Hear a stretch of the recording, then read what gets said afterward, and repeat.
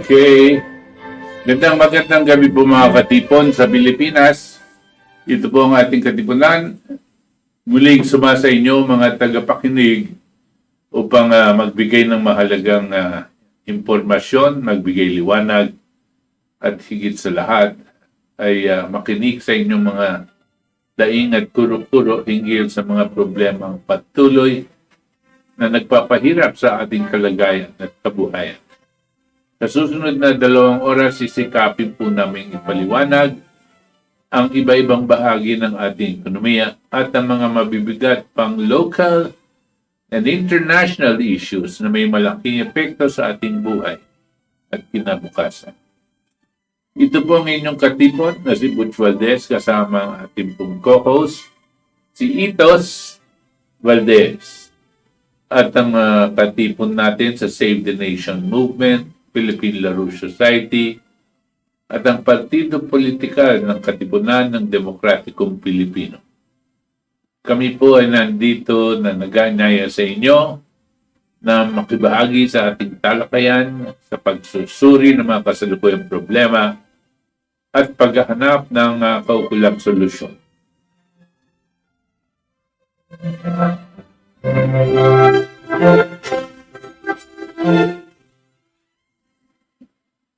Okay, magandang gabi po sa inyo. Kasama ko na naman po dito si Itos at tatalakayin natin Tonight. Ngayong gabi.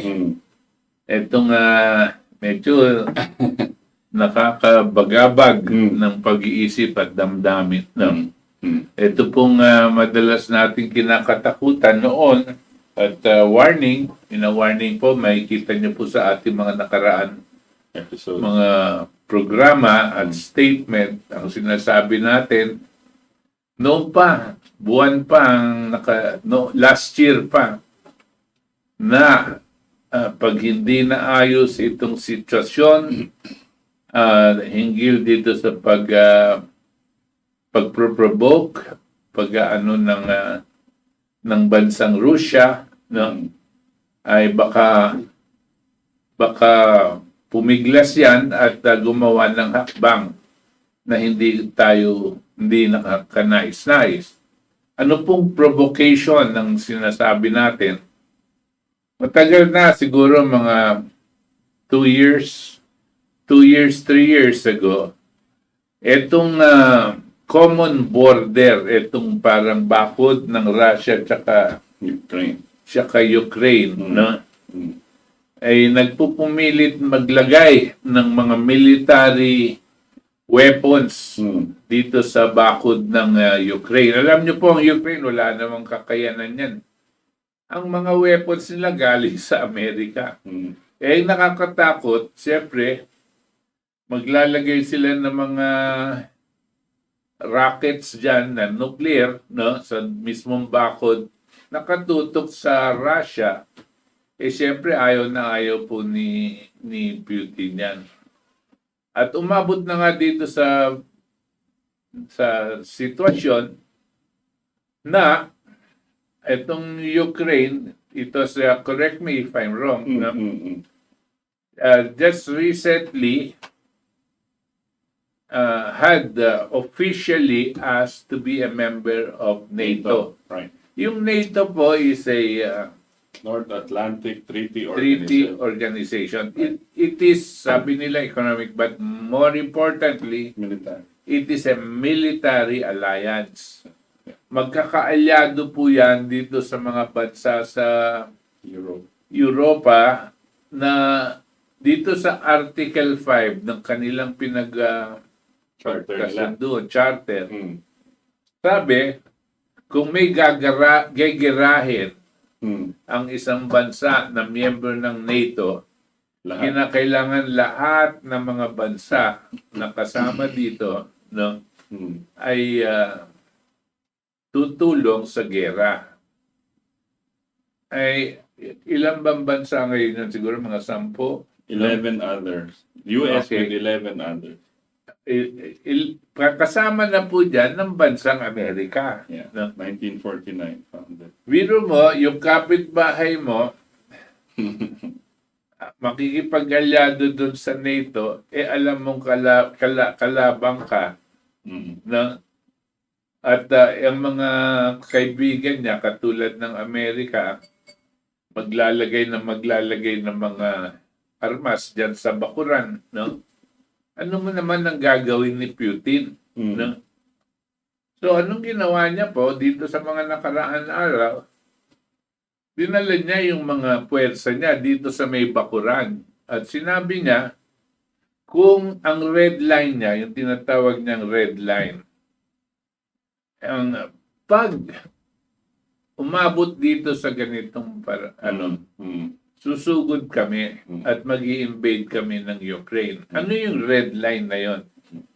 Yung red line na yon ay yung pagsasampa nila ng aplikasyon sa NATO at ang pagtatanggap. Hindi pa tinatanggap pero ang intensyon na itatanggapin ng NATO ang pagpasok ng Ukraine doon. Tapos gumalaw na si Putin. In general po, ganyan yung sitwasyon, no? Pero kung manunod kayong CNN, Fox News, itong mga news, pati na yung ABS-CBN natin, napakabobo talaga, no? Kasi, siyempre, dahil dito, demonized si Putin. Masamang tao, ng gegera, ng gugulo ng diktador, tapos yan, no? Pero hindi nila pinag-aaralan yung mga dating nangyari at paano tayo umabot dito sa sitwasyon na ito. Right. You're right. So sabi nga ni Chairman, NATO, ano ba yung role ng NATO? Kasi it came out of a agreement with the European nations and the US out of World War II. Kasi sabi nila, yung Russia daw, after World War II, after defeating Hitler, hindi sila nagwi-withdraw all the way back to Russia. So nag-form sila ng North Atlantic Treaty Organization. Siyempre, leader dyan yung United States. Siya yung preeminent economy after the war, World War II. So, iba-ibang nations yan para protektahin. It is a political and military alliance. Na, sabi nga ni Chairman, yung isa inatake, isang nation, NATO member nation inatake, lahat dapat tumangki dyan. So para siyang parang EDCA ba? So parang gano'n. So mapapasama yung ibang nations kahit ayaw nila. Kasi yun yung agreement nila. Ngayon, what happened here recently is that wala tayong map no? But yung tinatawag na Donbas region. Labat na, hindi natin papakita yung map. Yeah. So the Donbas region, baka makahanap ka Ver ng map sa internet. Eastern Europe. Yeah. Tingnan mo. Yeah. So Ukraine and Russia. So yung Donbas region, which is the eastern part of Ukraine, bordering Russia.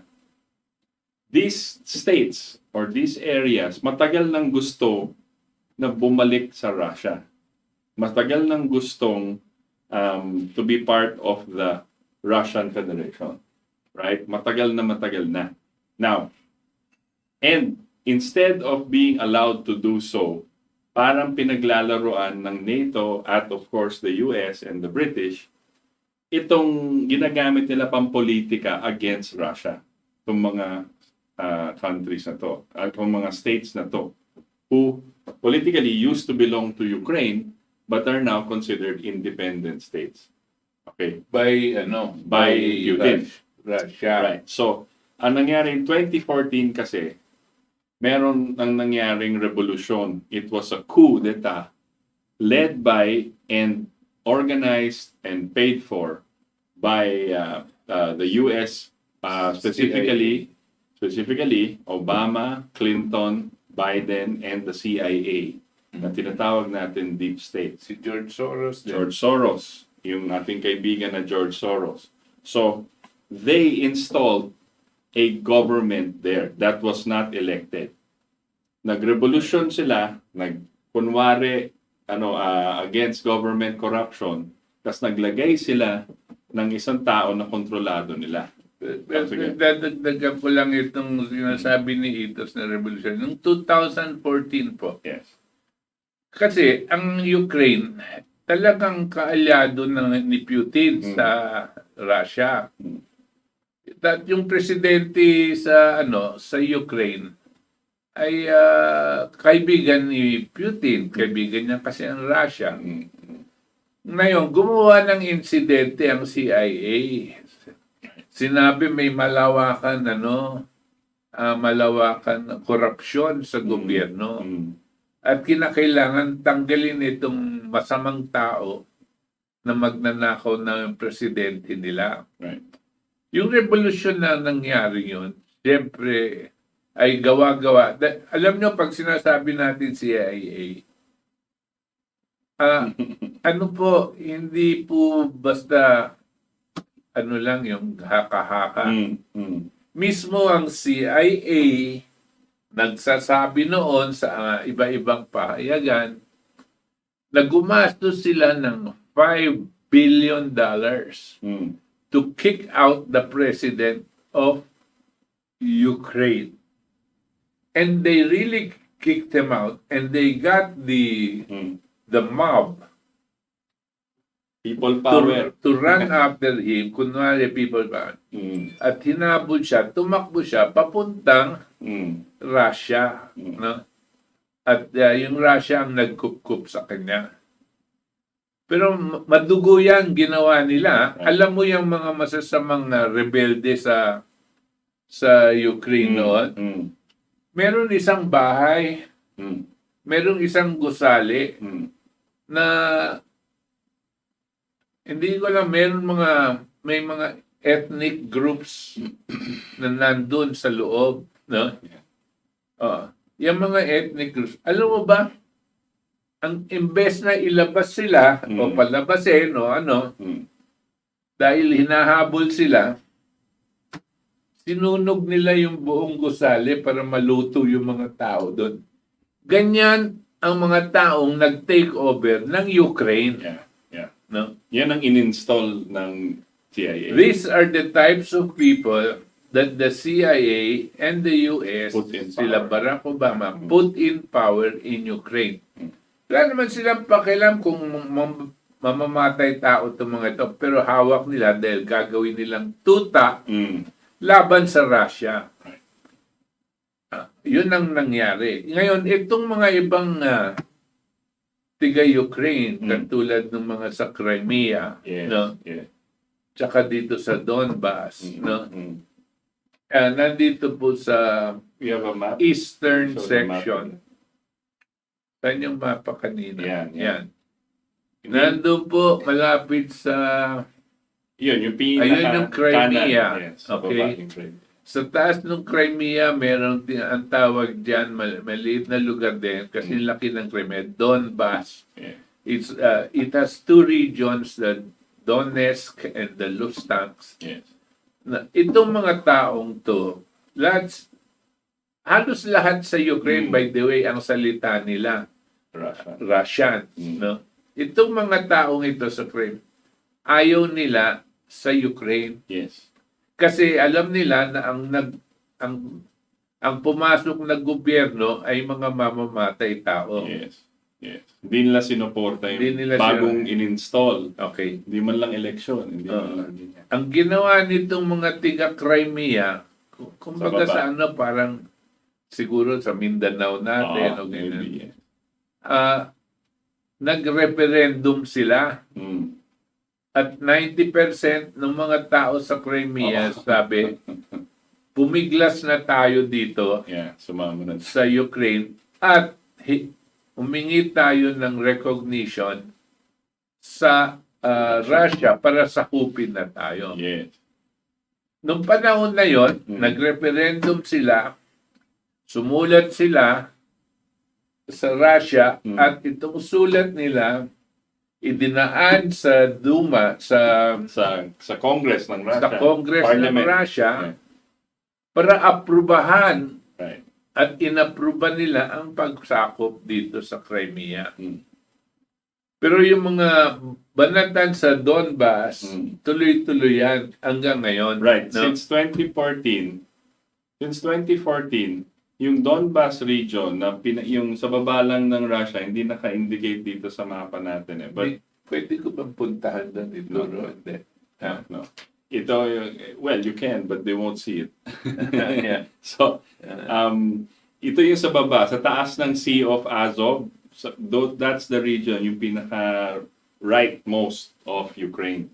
Now, itong mga to, matagal nang gusto pumiglas sa Kiev. Kiev is the capital of Ukraine because they know that yung mga taong in-install ng CIA hindi talaga Ukrainians, hindi talaga parang wala silang pakialam sa bansa. They are mercenaries that they put there, yung leadership.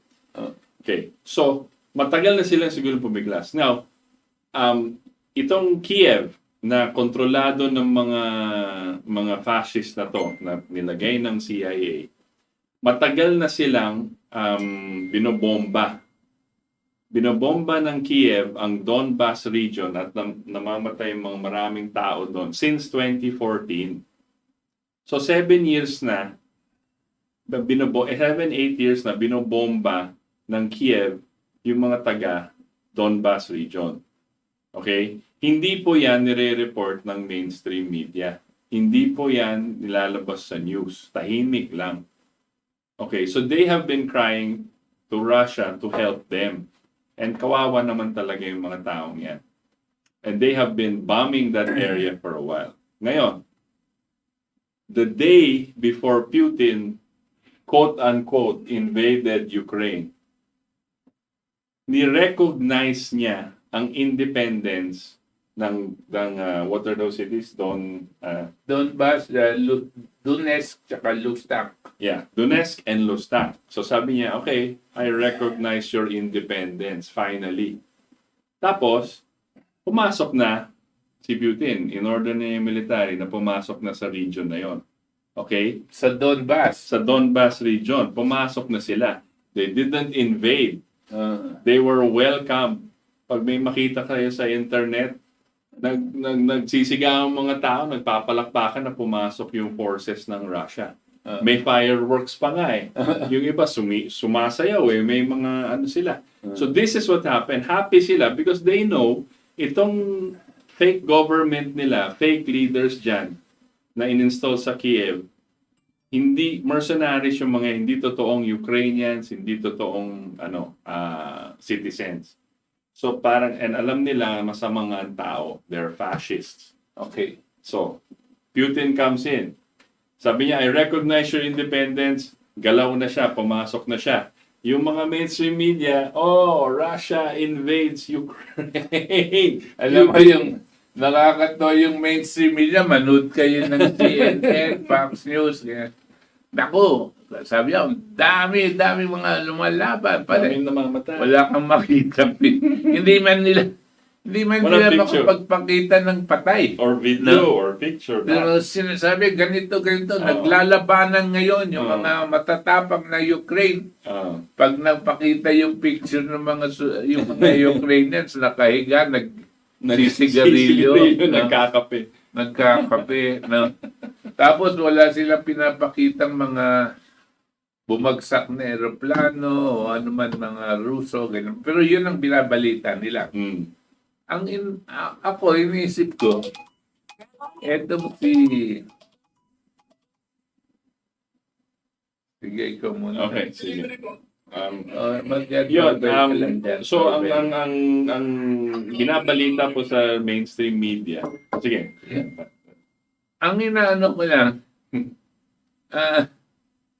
siyempre wala kang nakikitang mga ganyan, katulad nung nakita natin, nung pumasok sila sa Iraq, nako, daming binanatan ng kanudot, patay, parang sine. talagang duguan, yan. Tapos dito sa Libya, sa Syria, ayan, involved yung mga kanu dyan, di ba? Sa Libya, pinapatay pa nila si Gaddafi. Duguan, maraming patayan, sigawan sa. Dito wala, nag-evacuate yung mga tao. May building na may butas, ganyan, no? Parang ang iniisip ko, itong si Putin, mukhang ang utos niya, huwag kayong masyadong pumatay at huwag kayong pumatay ng civilians. Bayan nyo silang umalis. Tapos, kung saan meron man siguro, kung meron man lumalaban sa kailangan makipagbarilan sila. Kayang-kaya kasi ni Putin, no? Kinakayanan. Ngayon, ang presidente ng Zelensky. Ukraine is Zelensky, no? Sabi ni Zelensky, siyempre, ang may control sa kanya, ang kano. Humihingi siya ng mga armas sa kano. Binibigyan siya ng kung ano-anong armas, pati na yung zingers, ano yun? Javelin. Yung tama sa mga helicopter, ganyan. Binibigyan siya ng ganyan. Pero hindi sapat para talagang makapagpagera siya. Kasi pag lumakas ang kakayanan nila, masyadong papasok na yung mga Ruso at madugo na talaga to. No? Right. So, economic sanction ang sinasabi. Pero ito pong iniisip ko. Si Putin, mukhang ayaw niyang pumatay. At pag papasok siya sa Ukraine, ayaw niyang wasak na wasak yung Ukraine. Kasi, ang gugustuhin mo talaga pag nag-take over ka sa isang bansa, ang gugustuhin mo, mabilis makaahon ang bansang yon. Natatandaan ko, ganyan yun si MacArthur. No? Right. Ang ideya ni MacArthur noon, ganyan. Yeah. Hindi niya wawasakin yung bansa kasi siya rin ang maghihirap na bubuhayin yung bansang yon. Rebuild everything. So yung infrastructure ng mga bansang yon, hindi niya talaga sinisira habang kaya, habang pwede. At siguro, ganyan ang tinitingnan niya. Kasi hanggang ngayon, 4 na araw na, wala pa tayong nakikitang, makikita natin, tumatakbo yung mga tangke, pero hindi natin alam kung saan pumupunta. Di ba? Yeah. Tsaka hindi mo talaga sure kung sino yon. Kung sino yun. Tapos sabi nila, talaga nakikipaglaban daw yung mga Ukrainian. Pag tinignan mo naman yung Ukrainians, nakahiga sila, nagbabasa, umiinom, o nagsisigarilyo. Right.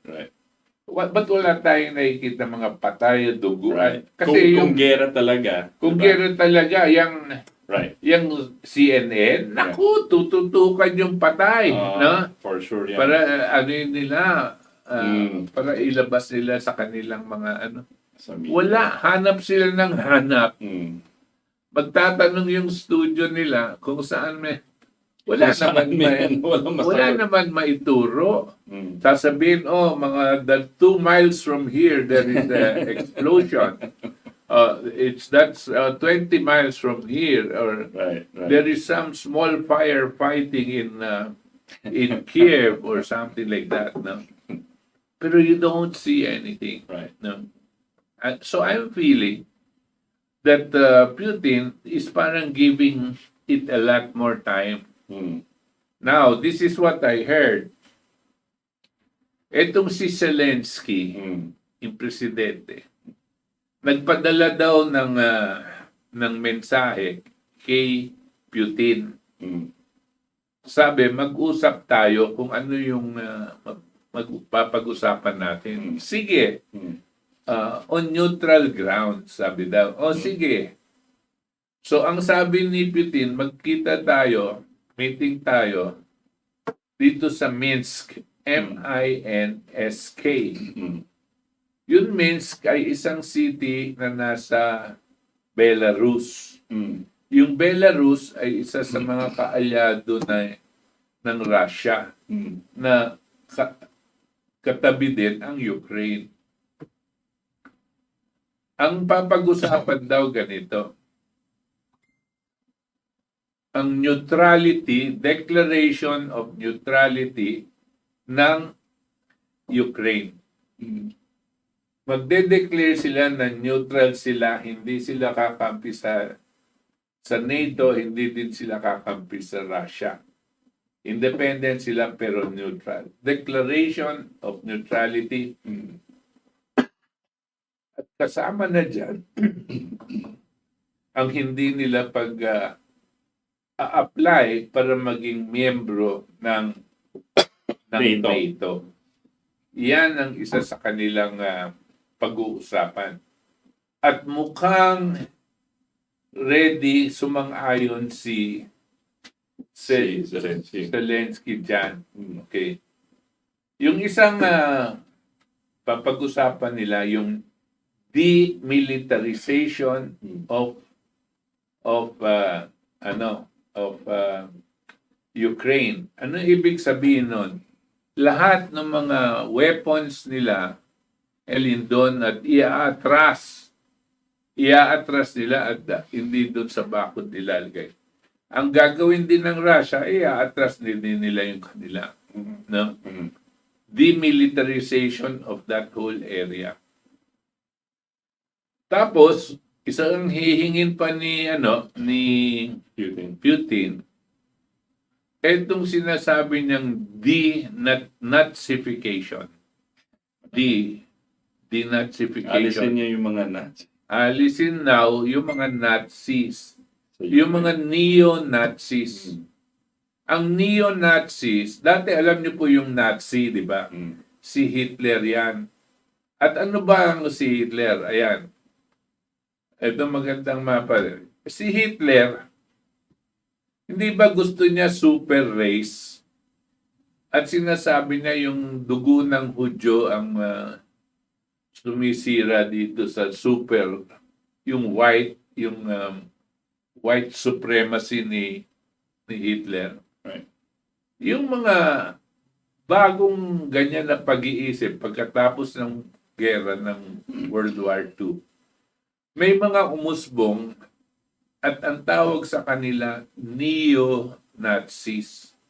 Siyempre, na-idol pa rin nila si Hitler.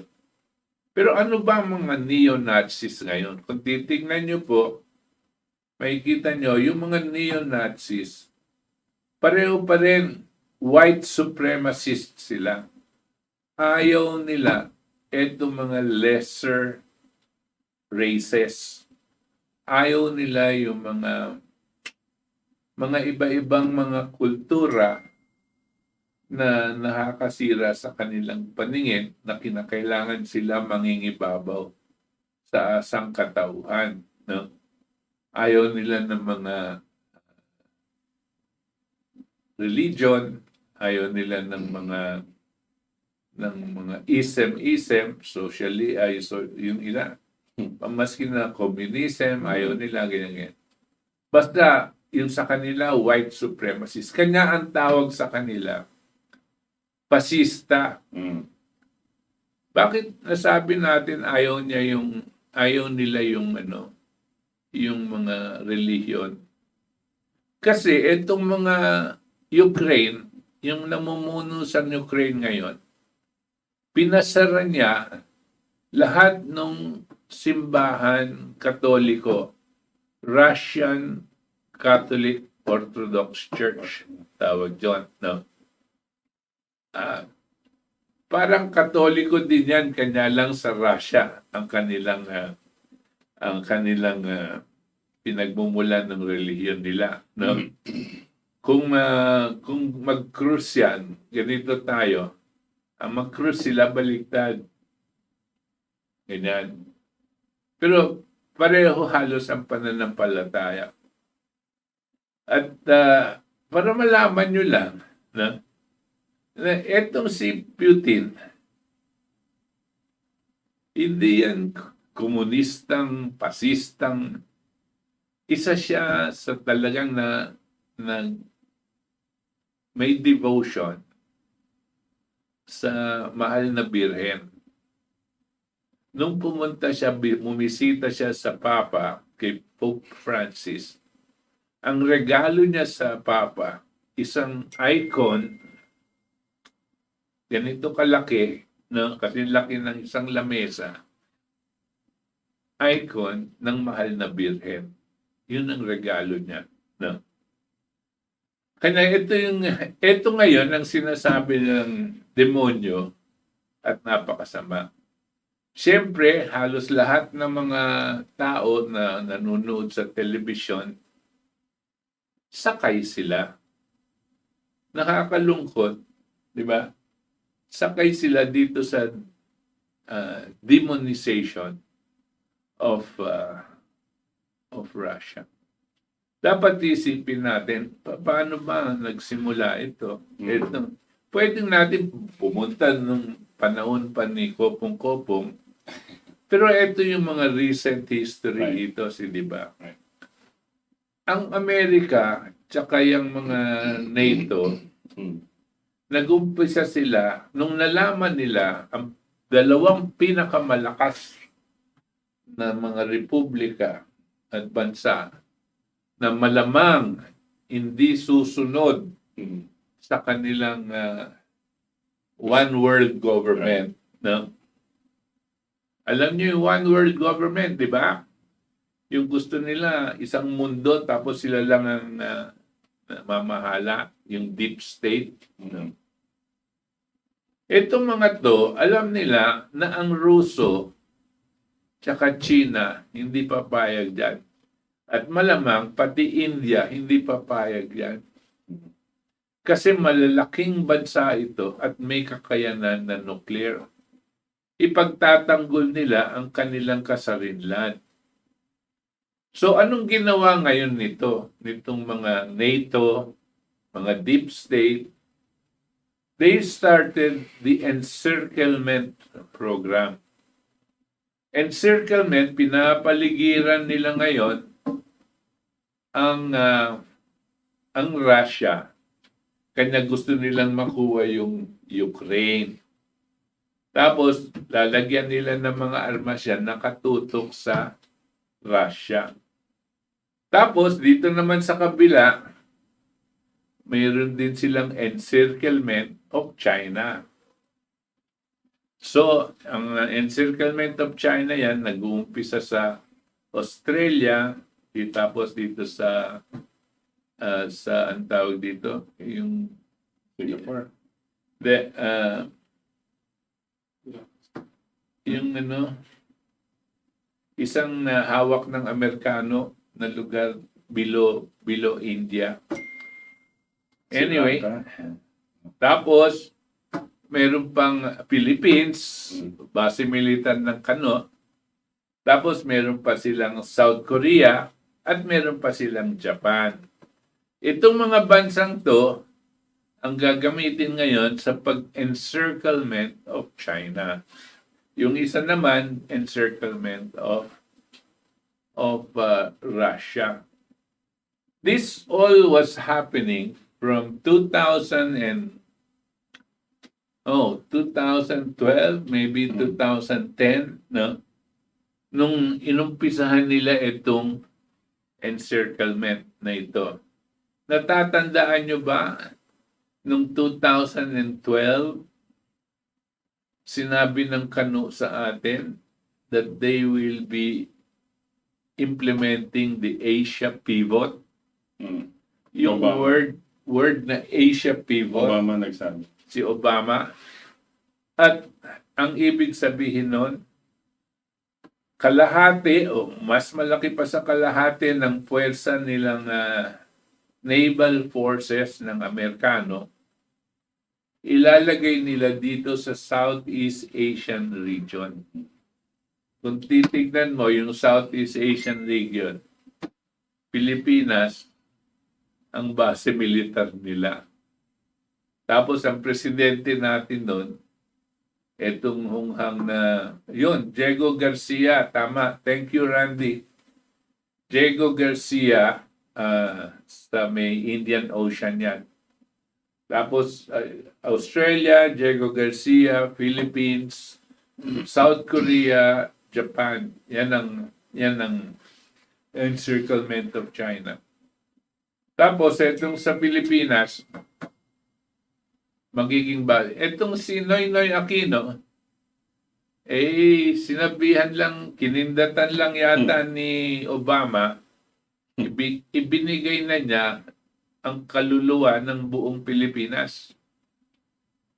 Pumayag na siya na lahat ng ports and airports pwedeng ibigay sa Amerikano pag sinabi ng kano, kailangan namin. Pagkatapos nun, lalong-lalo na nung natanggal na yung Supreme Court Justice natin na si Corona, dahil alam nila, delikado, baka tututol ito, tinulak nila yung EDCA. Ano pa yung EDCA? Isang agreement between the US and the Philippines na makakapaglagay sila ng American military installation inside our Philippine military camps.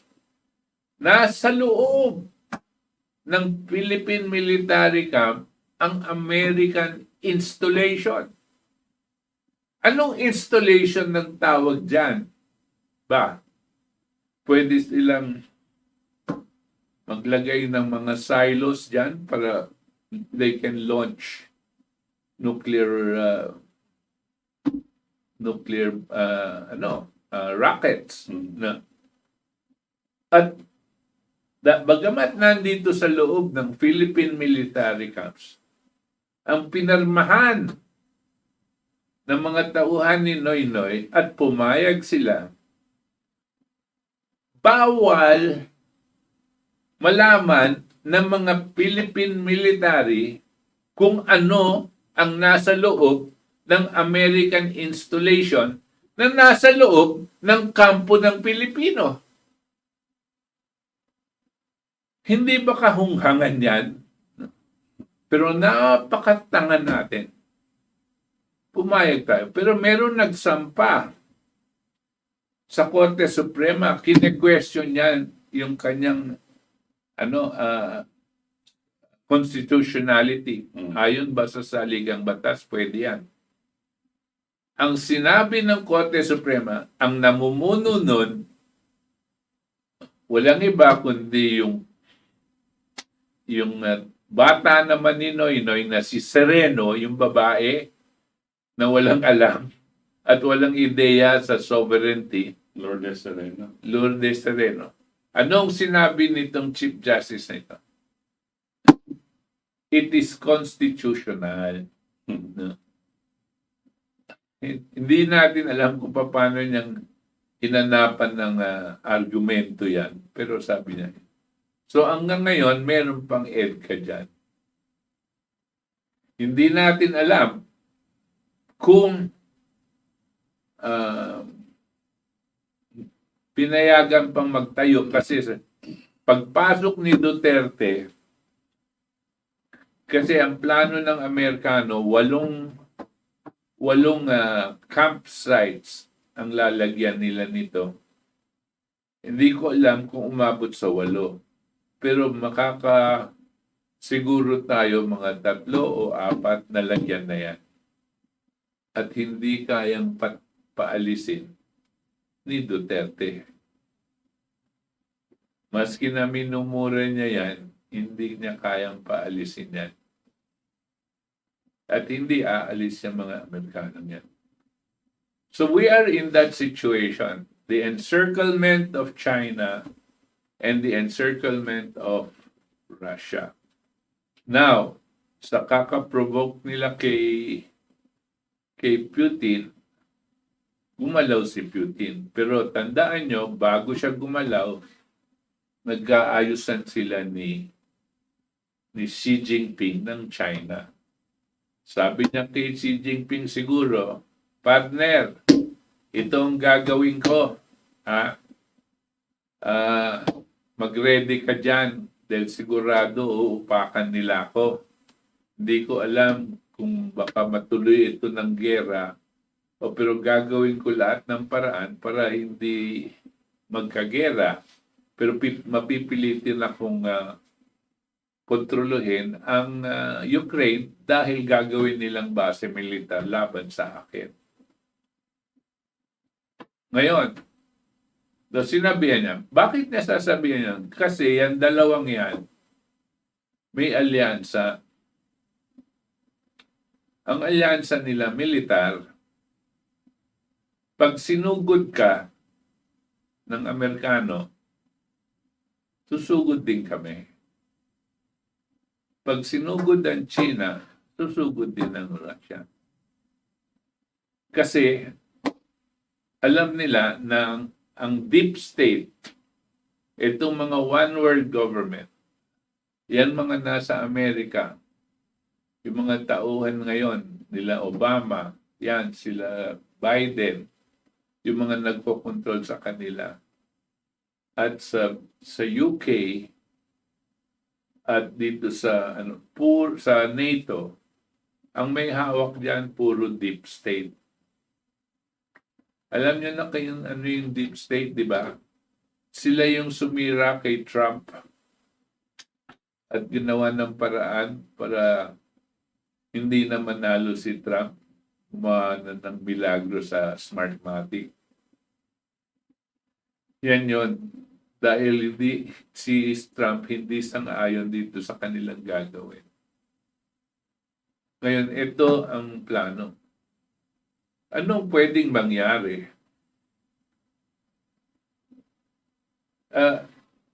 I don't know, Itos. It's just I'm only speculate. Hindi ko sinasabing ito. Pero sa pag-iisip ko, ang Amerika hanggang ngayon ayaw sumabak sa gera. Pero pwede ba silang sumabak? Pwede. Pag sumabak sila sa gera sa Russia, makakasiguro ka nuclear na yan. Etong gera sa Ukraine, hindi yan nuclear. Ano lang yan, machine gun, bomb, mga tangke, ganyan. Conventional war. Pero pag pumasok na ang Amerika, malamang nuclear yan. Hihintayin pa ba ng China na maglalaban ng nuclear? Hindi. Sa aking palagay, hindi na. Pag pumasok sa gera ang Amerikano, yan sila Putin, sila Biden. Ako, ang aking tingin, agad-agad, ang China, i-invade niya ang Taiwan. Papayag ba ang kanudon? Hindi. Pag in-invade ng China ang Taiwan, magkakagera ba ang China at saka Amerika? Most probably. At pag nagkagera dyan, kasama ba tayo dyan? Siguradong sigurado. Kasi pinayagan natin ng mga bapor nilang pangdigmaan na kagarahe dito sa ating Pilipinas. At ang mga missiles ng China nakatutok dito sa mga bapor na pangdigmaan na babanat din sa China. Pwede bang mangyari ang ganyan? Pwede. Alam niyo po, siyempre ang pinag-iisipan natin, andyan si Putin, andyan si Biden, Biden, andyan si Xi Jinping, yung mga leader na matatalino. Pero meron mga hindi leader dyan na malilikot ang kamay at nangangati na yung kanilang mga daliri at gusto nang magpaputok. At pag minsan lang may nagpaputok at maski na nagkamali kuno na magpadala ng missile sa isang bansa, wala na tayong panahon malaman kung sino yung nagkamali. Ang malawakang gera po, ubusan yan. At dapat nating katakutan ngayon itong mga nangyayari sa Russia at Ukraine. Balikan po natin yan. Sa akin po paningin, palagay ko si Ito sumasang-ayon din. Itong ginagawa ni Putin, hindi niya kalaban ng Ukraine. Ang kalaban niya, deep state. Hindi niya kalaban mismo pati si Biden. Ang kalaban niya, deep state.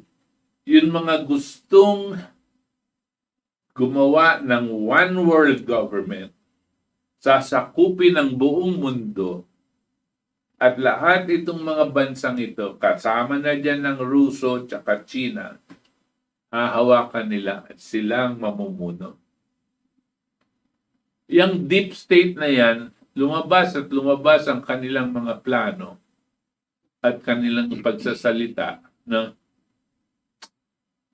doon sa, ang tawag doon, yung 20, ano yun? Yung meeting,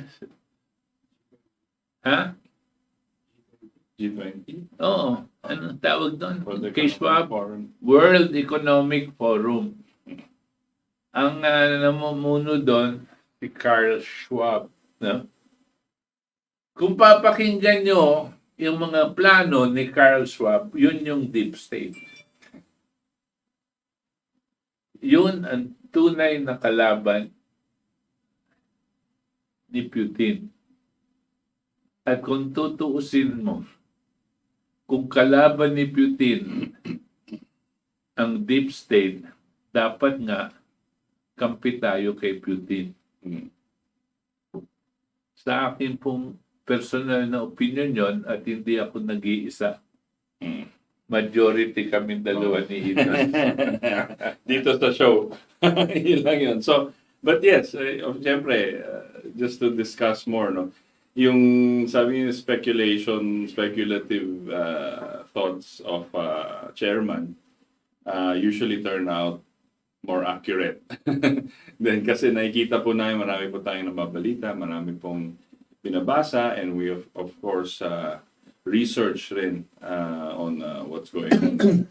The other thing na nakita po namin, may kumakalat dun sa Telegram, sa iba't ibang accounts, na pag nakita nyo po kung saan tinatarget o saan tinitira ni Putin yung iba't ibang lugar sa Ukraine, doon rin po na-discover po kasi nila na ang US State Department, Pentagon, dati pa, they are funding bio-laboratories. And just recently, nakita po namin sa Telegram, dinilit po ito sa US State Department website na yung locations ng mga biolabs na to. Yung biolabs, parang bioweapons lab. So nakakatuwa, nakapagtaka, yun ang tinatarget ni Putin. Baka may alam siya na hindi natin pa alam. Alam mo po si Putin, napaka magaling na strategist yan. Okay, he is a lot smarter than people think, and si chairman nga sabi niya kanina, he is also a devoted Christian Catholic. So he has said before na the leadership of America bago kay Trump does not worship God. It worships God's enemy. Yan ang sinabi ni Putin dati pa. Oh, when he was referring to the US, di ba? The US leadership. During the time of Obama. Sabi niya, hindi daw Kristiyano. They don't worship God. They don't worship God. They worship gods. God's Opposite. enemy. Enemy.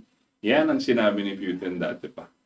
At sabi niya nga, when he says denazification, importante po yun. Because the world, dahil medyo na-brainwash na po tayong lahat, at iba, hindi pa nagigising sa brainwashing ng ginawa ng mainstream media outlet sa atin all of these years. Ang tingin natin kay Putin, napakasamang tao at napaka-diktador, ruthless and evil. Ang gusto lang niya, mag-invade ng ibang country. Pero nakikita po natin ngayon with social media and the internet that it's not all is not what it seems. Nag-uusap kami over lunch kanina ni Chairman. And we were discussing a movie, right? Long ago. Kasi po, sabi nga niya, sa mga, walang mapakita talagang duguan at gera ang CNN, kahit naghahanap sila, ang mga mainstream media, wala talaga silang makita na gano'n. And kahit gusto silang magpakita. Pero may lumalabas na mga pictures na nasa mainstream media, kinakalat sa Facebook, kinakalat sa Twitter, kinakalat sa buong mundo, na yung mga duguan na tao and death. Pero lumalabas rin, after that, yung mga taga-Telegram, pinapakita na these are old photos of other conflicts na ginagamit lang ulit nila para dito. So nagmumukha silang talagang fake news. Yung mga footage na nakikita natin minsan sa internet na medyo iba pong gera yon. Yung iba nasa Syria, yung iba nasa Libya. So ginagamit lang nila, parang inuulit nila kasi wala silang mapakitang totoong gera.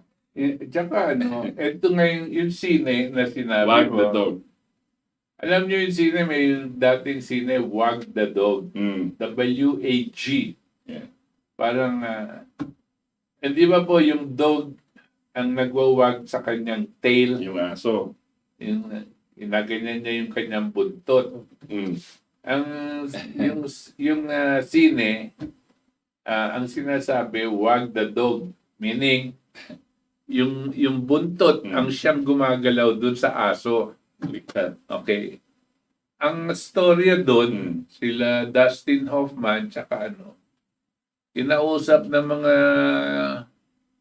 membro ng CIA para gumawa ng senaryo ng gera. No? Mag-produce ng gera na fake. So, gumawa silang gera tsaka news. Yung fake news. This is breaking news. Ganyan, no? At sasabihin nila, may yung na-atake dito sa tapos meron silang babae, hawak-hawak, ganito yung bata, gumaganyan.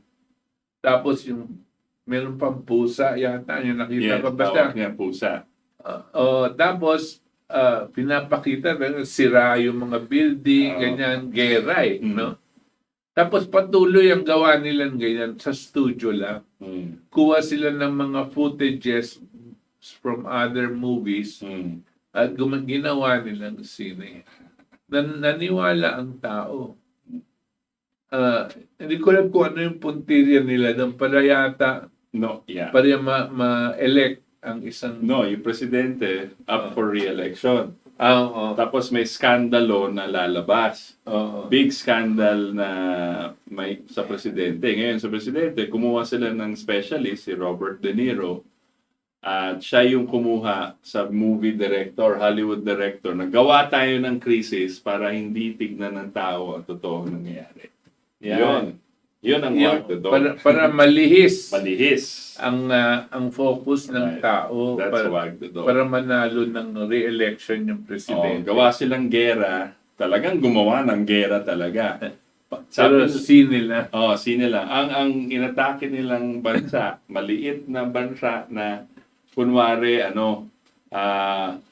inaapi yung kanilang mga citizens. Tapos, gumawa sila sa isang sound studio, special effects, green screen, parang sa atin dito, sa likod, green screen. Tapos, kunyari, may gera. Pinakita, nilabas ngayon nila sa mga CNN, sa mga news. So, lahat ng tao biglang, bakit may gera dyan? Anong gagawin natin? So, ang presidente nag-declare ng war doon sa maliit na bansang yun na hindi alam, walang kamalay-malay na meron na silang gera. Yun ang wag the dog. Yan ang paggamit sa fake news. No? At sabi ko, parang hindi malayo. Right. Hindi malayo dito sa nangyayari. Ang naghahanap tayo, tandaan nyo yung mga gerang nakita natin. Talaga, tututukan nila yung mukha ng tao na durugan no? Tsaka duguan. Ngayon, wala silang maganyan. 4 na araw na. Ang pinapakita nga nila yung mga fake picture na pala, nung mga researchers online, sinasabi nila, teka muna, nagamit na yan dati. Same girl, same babae na duguan na nilagay sa front page ng magazine ng Daily Mail yata sa UK. Tapos, parang ginamit na niya na. Dati pa yan hindi naman totoo yan. So, ginagamit nila, pinapagkalat ngayon nila sa Facebook. Kaya nakikita nyo, ang dami, I stand with Ukraine. Let us pray for Ukraine. Pati, ay nako. Kaya, nakalimutan na natin, meron deep state. Yes. Nakalimutan na natin na meron tayong kalaban na one world government. Dahil pinasok tayo dito yung media, propaganda, tuloy-tuloy. Magaling ang mga Ukraine, lumalaban sila, demonyo itong si Putin at saka si Xi Jinping. Yung mga napakagago naman, kala mo matatalino, sumasakay. Sumasakay. Takot yan si Putin at si Xi Jinping sa Amerika dahil yung kilala ko talagang alam niya siyang nag-install ng mga baril at mga kanyon ng Amerikano. Kanya alam niya malakas. Mariose po. Kung yan ang babasihan natin, talagang problema tayo. No? Problema at ito yung mga taong kala mo talaga nag-iisip. Sabi nila, nag-iisip siya. Ang sitwasyon ngayon, ito, there is a global financial ongoing collapse. The economic situation of the United States is in a very delicate position. They have never experienced 10% inflation rate before. The only time was sometime during the war. And this is going to get worse. This is the situation that they're in. The other thing is, this guy Biden cut off the pipeline from Keystone Pipeline. Keystone Pipeline na magbibigay sa kanila ng malaking tulong sa langis ng kakailanganin nila.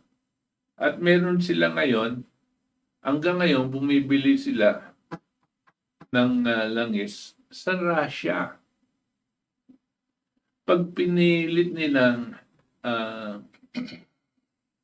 pigilin ang sanctions, economic sanctions sa Russia, isesarado lang yung langis. Pero pag sinarado mo ang langis, mapepwersa ang Amerikano manggera dahil hindi kakayanin. No? Ito yung mga sitwasyon ngayon. At kanya itong si Putin, ang ginagawa niya, linalaro niya si Zelensky. Huwag ka munang susuko, huwag ka munang magbibigay ng ganito. Hintayin muna natin. Ang gusto niya, sana, bumagsak ng tuluyan ang ekonomiya ng Russia dahil dito sa economic sanctions. Tapos, bibigyan nila ng pera yung mga opposition sa Russia para magrevolusyon laban kay Putin. You can see that that's the direction they're going. No? At binibida na nila ngayon yung mga matapang na mga Russian citizens that are voicing their opposition to this war. Siyempre. Wala naman eh. Yeah. No? Yeah. Pero sinasabi nila meron. Gera, invasion and Oh. war. Oh. Ito ang gagawin nila. Mm. Now, I think Putin is smarter than that. And he has already seen that happen. Right.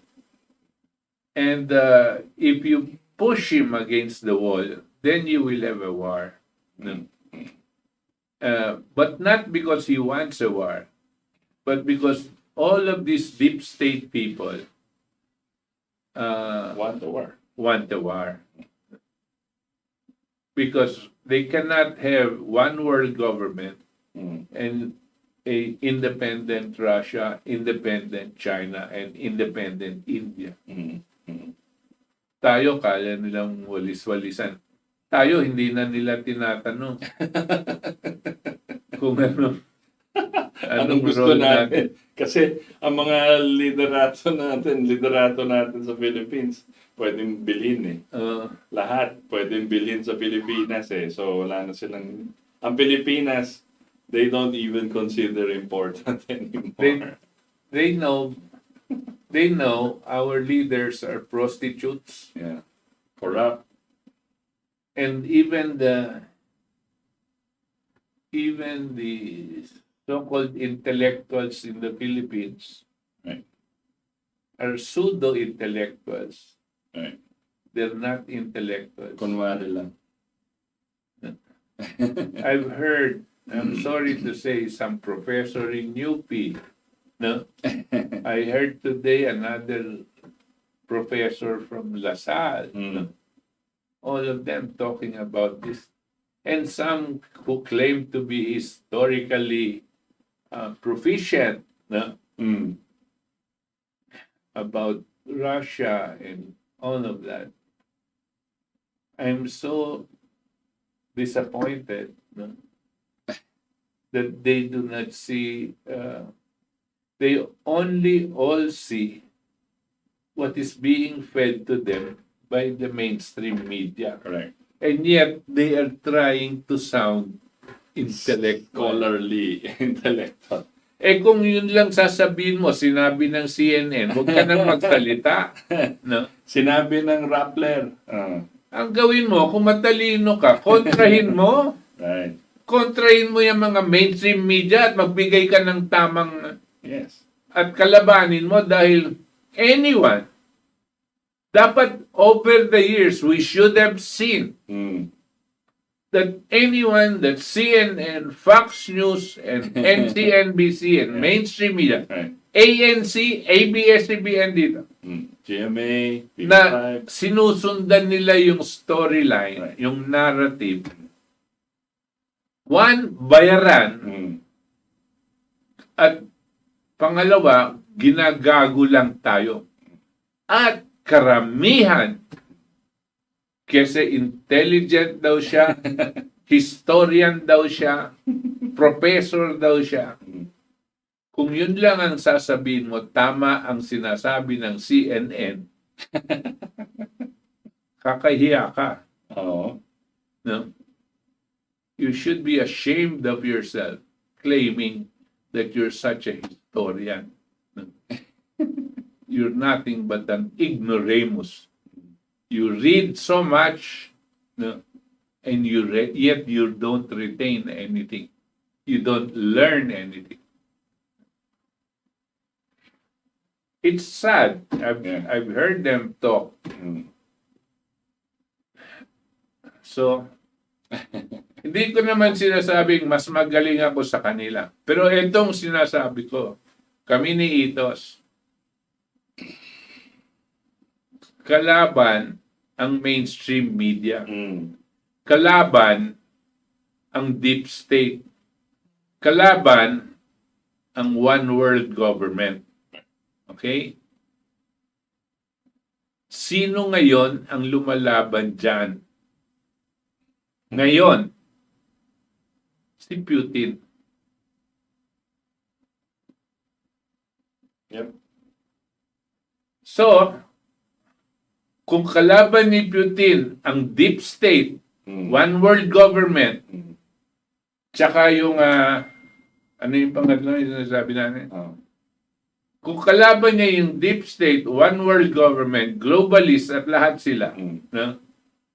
Kalaban ni Putin, kampi na ako kay Putin. Correct. No? The enemy of my friend is my enemy. No? Paano na yun? The enemy of the... Ano? Yeah. Ganyan Enemy yun. of my enemy is my friend. Yeah. The enemy of my enemy is my friend. Yeah. That's what it is. Ganyan yun. Pag-isipan yung mabuti itong mga lumalabas dahil talagang masalimuot. Yeah. At ang mainstream media is one very, very potent weapon. No? Para pong daig pa yung nuclear bomb niyan eh. No? Kasi malawakan, gagawin kang tanga. No? At lahat ng analysis mo pipilitin mo na maging akma Sa bias mo. sa CNN. Tama. Baka gusto niya kunin siya as a resource person. Yun eh. Ganun din sa US eh. Yung mga yan, they talk, kunyari, academic sila. Kunyari, dalubhasa sila. Pero hindi naman. Parang sinasabi si Maria Reza Dalubha, expert sa terrorist. Baka information terrorist pwede pa. Diba? Yeah. So, but again, just to add po, yung sinasabi na, alam mo si Putin, but we can have a whole show about who this guy is. Hindi po namin idolo si Putin. Pero naintindihan namin kung anong ipinaglalaban niya. At yun ang kaya kampi kami sa kanya. Alam niya kung sino yung kalaban.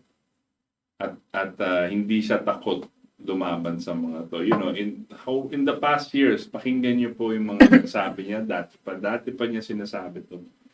Sabi niya, 95% of all terrorist attacks in the world are from the CIA. He was saying that. And he also was accusing the US. Sabi niya, may bioweapons lab silang tinatayo dyan sa Ukraine. Mga 8 daw.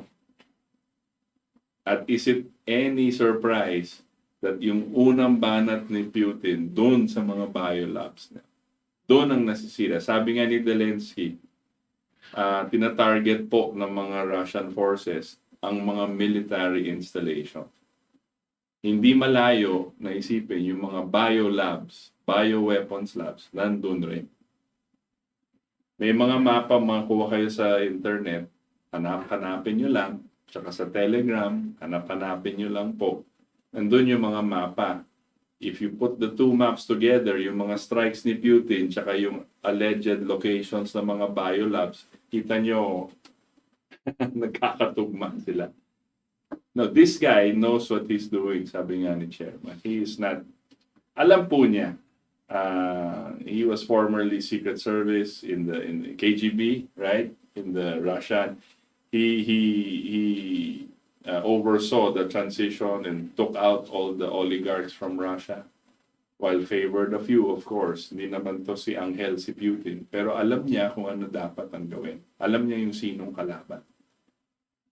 And like sabi nga, mention nga ni Chairman kanina, yung WEF, the World Economic Forum is headed by Klaus pala, not Klaus Schwab. Klaus Schwab. Si Klaus Schwab po, ang inumpisahan niya yan, the same time, 1971 or 72, yung World Economic Forum na yun.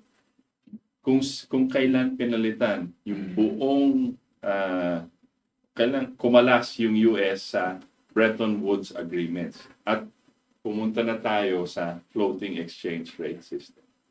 Ito pong si Klaus Schwab, meron siyang history na Nazi. Tulad ni Prince Philip, tulad ni Prince Bernhard, yung nagumpisa ng WW, magkasama silang lahat. Naka-uniforme silang German, sundalo. Yes.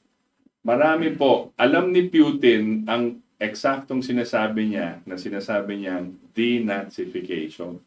Tatanggalin natin yung mga pasistang ganyan. Because these guys are real, hindi in informed. They're really po Nazis. Talagang gusto nilang mangyari. If you listen to Klaus Schwab talk now about the Great Reset, it is a fascist world that he is proposing. Fascista po ang gusto niya. At pag nag-research po tayo, since after the World War II, makikita po natin, matitrace natin yung mga to. The other aspect of the Ukraine thing, I think we mention it, Chairman, about how much the U.S. still buys oil from Russia. Yeah. And Germany is totally dependent on Russia on the oil. Yeah. Yeah. And that's another thing. So sabi nila, anong gagawin namin kay Putin? How can we give him sanctions? Tayo yung patay. Right? Germany and Italy are And getting Italy. a lot of oil from. So, yun na ang reklamo ni Trump. Kasi when Trump was president, pinagalitan niya yung NATO. Sabi niya, kami nagbabayad nito for your security. Dapat. Kami pinakamalaking funders kami. Pero bakit? Why will you go into a deal with Putin? We're paying for your protection against Putin. Tapos doon kayo bibili. Sabi niya, hindi na namin ipa-fund yung NATO. At kinat nila. Pag upo ni Biden, binalik niya yung funding. At kinat niya yung oil pipeline. Tatandaan niyo si Biden, ha? Yung anak niya at saka siya, Right. may mga underground dealings with this corrupt officials ng Ukraine. Right. Tandaan nyo, lumabas yan nung panahon ni Trump, no? Pero ngayon nakalusot sila. No? Eurisima, yung company na yun. Maraming ganyan, lalo na siguro ngayon na presidente siya. No? Kaya siguro takot na takot si Biden kay Putin. Kasi pag nakat yan, Sigurado. so mabubulgar lahat ng mga secret deals niya dyan sa Ukraine. But the more important thing, I think, with what Putin is doing, kita mo nga, sabi nga ni Chairman, kung gera talaga gusto niya, gera ang gagawin niya. Pero parang hindi. And he said, this is not war. I'm not declaring war. It is a special military operation. Wala siyang sinasabing declaring war against Ukraine. Wala siya. In fact, ang speech po ni Putin, sabi niya, I call on the Ukrainian people to take back their government. Take out these guys who are not the real leaders. These neo-Nazis, fascists. You should take them out. Yes. Sabi niya. So yun ang po nangyayari ngayon sa region na yun. And Russians are not indiscriminately killing people. Ang nagpapanik po, ang nakikita po namin, yung deep state with their CNN. Kaya ang lakas nila magsumigaw. Parang kawawa naman, di ba? Ukraine, ang sama ni Putin. Di ba? Buhos yung propaganda nila. Grabe sila. Grabe sila. Buhos talaga. Walang tigil. Right. Wala na silang masabi, paulit-ulit na lang na masama si Putin. No? At napakatapang ng presidente ng Ukraine. Right. Pero wala namang nangyayari. Wala namang nangyayari. Ginagawa. Pero sige ng sige, kasi yan ang propaganda. At pumapasok sa lahat ng nanonood kasi may gera nga. Right. Kung titignan mo yung footage ng gera, parang walang gera. May mga putok-putok dyan, no? Pero walang gera. No? Right. Yan ang nakaka-ano dyan. Kahit gusto may mangyari, walang nangyayari. And yet, this involves Russia. Right. All the wars that the U.S. got into in the Middle East were all bloody. Sabi nga nila in the past, how many years? From 2001 yata. George Bush. Up to 2000, no? Yeah. After The 9/11. number of human beings killed during the war that U.S. was War on involved in Terror. was something like 30-40 million. No? Yep. Si Putin ba involved sa ganyan? Hindi. Nung sumali siya dyan sa Syria, hindi, para lang patayin yung mga ISIS. Right. Yung ISIS, kagagawan ng Amerikano. Right. No? Right. Kaya hindi mapatay-patay yung ISIS during Obama's time. Siya ang gumawa nun eh. Siya, mga tao niya yun eh. Pagpasok ni Trump, sinabi niya, kayo na. Pinasok ni Putin. At pinira niya yung ISIS. Nawala yung ISIS bigla. Pwede pala if you see sino yung gumawa nun.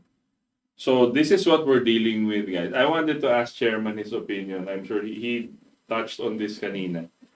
Do you think China will do something with Taiwan? If the US gets into a shooting war with Russia itself, I'm almost sure that China will invade Taiwan. And if that happens, two things the US can do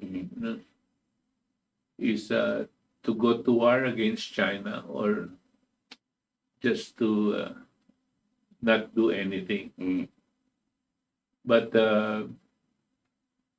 it's hard to think that the US will not do anything.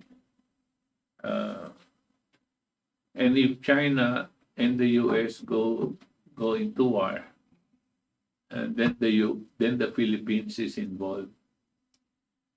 At our doorstep, yeah. Yes, because Taiwan's just we right allowed the warships of the US to be here. Right. And they are all pointing their guns at China. Part of that encirclement of China. So that's how it's the war in Ukraine is not far from the Philippines. It only takes a decision coming from the US. If Putin says, all right, let's go to war, and that's it. We're at war. And nung tinanong ako sa isang interview, pag nagkagera bang Amerikano sa Russia, sa palagay mo ba tataas ang halaga ng gasolina? Sabi ko, ang pagtaas ng halaga ng gasolina pag naggera ang Russia at saka Amerika ay pinakamaliit na problema natin yan. Yep. Ang problema natin Survival. is survival. But what can the Philippines do now? Medyo, tingnan nyo lang itong mga kandidato natin. Tingnan nyo sila. Yan mga kandidato ninyo. Meron na kayong pagpipilian. Ano sa palagay nyo ang kakayanin nilang gawin? At dapat bang meron tayong gawin? Oo. Huwag kayong papayag na sasabihin sa wala tayong magagawa dyan. Malaki sila maliit lang tayo. Kung ganyan yung leader mo, tapon mo na yan sa basura. Maski gano'n ka kamahal sa kanya. Kung ang leader mo ganyan, malaki sila wala tayong magagawa. Wala na. Meron tayong magagawa. Ngayon pa lang dapat. Noon pa dapat ginawa na natin. Kung nakikita natin itong pangyayaring ito. Noon pa, sinasabi na namin dito sa programa, sinasabi na namin sa ating talakayan, na yung Russian-Ukraine issue will blow up. Noon pa, and this is what's gonna happen. Exactly as we had forecasted. At that time, nobody was interested to hear about Ukraine. And I said that is very, very important. Anyway, so what can we do? Well, nakikita natin nagbabadya o posibleng magkaroon ng malawakang digmaan. Anong gagawin natin? Tatago na lang tayo sa lungga, maghuhukay tayo ng lupa at we start covering ourselves? No. We have to do something proactive. We have to make a move towards promoting peace. First, in our region, we cannot call for world peace while Ukraine and Russia and NATO are at war. World peace, we pray for you, Russia, please stop it. Yun ang nangyari. Ngayon, dito sa atin, sa akin, kailangan we promote peace. Ano ang pinagpunod dulo ng pag-anuhan natin dito? May mga bata ang mga Amerikano, dinidemonize sila yung China. Ang sabi ng mga Amerikano, ang kalaban China. Ito mga iba naman, sabi nila, dapat China kasi ang China masama. Ang intention ng China mag-invade sa Philippines. Hindi ko alam kung saan nang gagaling yung ganyang klaseng kahunghangan. Hindi. Ang naka-invade sa atin ngayon, Amerikano. Sila nandito sa atin. Tayo yung kanilang military base. Kung papayag kayo dyan, di sige, doon ka na sa Amerika. Doon ka na tumira. At siguro nga, doon ka nakatira, pero pagpunta mo dito, kala mo kung ano kang sikat. No. The U.S. is here because of that encirclement of China. The issue that they're saying is they are here because they want to protect freedom of navigation of the Malacca Straits going through the China Sea, going towards Europe. That has been reiterated to be the principal issue. And that China is a threat, that they will block it, and if they block it, it will be shutting down 95% of the world's commerce. Has China taken the steps to do that? No.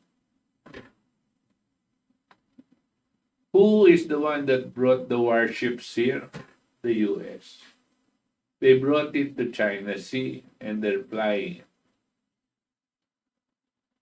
What did China do after that? Well, what they did was create a defensive posture. Ginawa nila yung airstrip dito sa contested area, disputed area. They did put the inside our territory. Yung disputed area is we say it's ours, they say it's theirs. So, bakit sila naglagay ng airship dyan? Andyan na yung American warships. Susugurin na sila, wala ka pang gagawin depensa para sa iyong sarili. So, anong gagawin talaga ng Pilipinas? Kasi yung Pilipinas, parang sasabihin lang ni Duterte, we are neutral, we don't want to fight with anyone because we are so small, we cannot go to war with them. No, that is not the case. We don't want to go to war. But what we propose dito sa KDP, Katipunan ng Demokratikong Pilipino, yung partido po namin, ang aming pinopropose as a foreign policy that should promote peace rather than create the conditions for war. Ito pong 10 miyembro ng ASEAN nations, Indonesia, Thailand, Philippines, Singapore, and Myanmar, so on and so forth. Yan po, pag tinotal mo lang populasyon na yan, about 400 million. Hindi po maliit yan. Kung tayo lang Pilipinas, pobre na tayo, konti lang tayo, talagang wala tayong boses. At meron na tayong inferiority complex pag harapin mo yung China. Pero, kung magkakaisa ang ASEAN at parang isa lang ang spokesman, at itong ASEAN pupunta sa China at kausapin ng China na sasabihin, alam nyo, Mr. China, ang Southeast Asian region, kami to, ang populasyon namin 400 million. Ang hinihingi namin sa iyo, magsama tayo, China and the ASEAN, magkaroon tayo ng pagkakaisa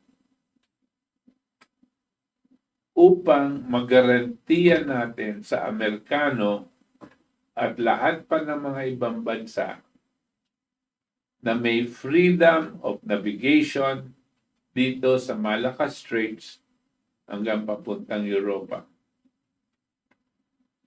Pag nagawa po natin ito, kasi mawawalan po ng rason ang Amerika at mga iba na bakit sila nandito. At ang mangyayari dapat dyan, sabihin natin freedom of navigation ng lahat ng klaseng vapor. Vapor na pandigmaan, vapor na pangangalakal, at lahat, no? Dadaloy dito, pwede silang dumaloy, walang sisita sa kanila. Pag napapayag natin, kasi sigurado naman to, ASEAN tsaka China, alam nyo po, that's going to be 1.8 billion people. That is guaranteeing freedom of navigation to the world. Once you can get that thing, an agreement, so that the U.S. will now fly this whole area without any problems. The next step is for China and Thailand to immediately construct the Kra Canal. The Kra Canal, K-R-A, Kra, is a lugar po sa Thailand na pinakamanipis ng bewang ng Thailand. At ano lang siguro yon, mga 50 kilometers ang nipis nun. Kaya pong gumawa ng kanal, parang Suez Canal, parang Panama Canal. Mabilis na mabilis magagawa po ng China yan. Siguro 2 taon kaya nilang tapusin yan. Anong mangyayari? Yung Kra Canal na yon, manggagaling din sa Indian Ocean at it's an alternative route going through the China Sea. So magiging 2 na ang daluyan ng mga vapor padaan dito sa China Sea papuntang Europa at pwede din balikan. Isa yung Malacca Straits, itong dumadaan dito sa tabi ng Pilipinas, tsaka ng Indonesia. Ito yung Malacca Straits, tsaka ito yung isa, yung Kra Canal. Pag 2 na yung daluyan dyan, hindi na natin pwedeng gawin issue ang freedom of navigation dahil magiging redundant na. And if that happens, it now opens up the possibility of China, Philippines, Vietnam, Malaysia, Indonesia, and other Southeast Asian nations, Thailand, to go into joint economic projects that are going to be beneficial for our populations on the resources of what we call China Sea or West Philippine Sea. Ano po, saan po nanggagaling yung ganitong klaseng pag-iisip? Nanggaling po yan dito sa ating pagsusuri na noong 1648, meron pong pinagkaisahan ng mga nag-aaway-away na bansa. Itong Spain, Netherlands, Sweden, Germany, France, ano pa ba yung Sweden, nandiyan na. Spain, nandiyan na. So, ano ang pinagkaisahan nila? Kasi nag-aaway sila, patayan ng patayan. 30 taon nagpapatayan. Kasama na po yan yung 100 Years War. Ang nangyayari, meron silang daluyan ng kanilang mga vapor na nagbebenta ng mga tela. Kasi yun ang principal at dumadaan dito sa Rhine River Rhine. At ang nangyayari, tuwing dadaan dito yung mga vapor ng iba, pinapatawan sila ng taripa. Kung papasok sila dito sa mga liliit na tributaries, pinapatawan pa rin ng taripa. So, nagiging mahal yung kanilang binibenta at hindi nila mabenta. Kanya nag-iisip yung mga iba, girahin na lang itong mga nagtataripa para hindi na sila kailangan magbayad. Dito sa patayan nila, nagkaisa sila. Sabi ng France sa kanila, kung talagang gusto nyong magkaroon ng kapayapaan, gumawa tayo ng isang pagkakaisa na agreement na ang prinsipyo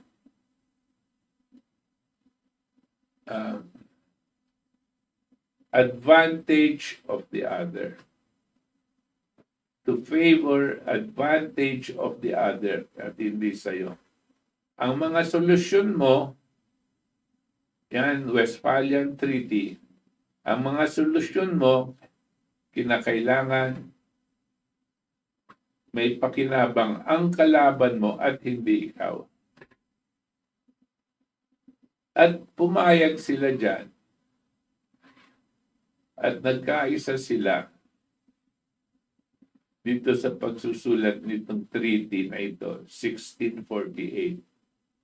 Ang nangunguna dyan noon si Cardinal Mazarin ng France.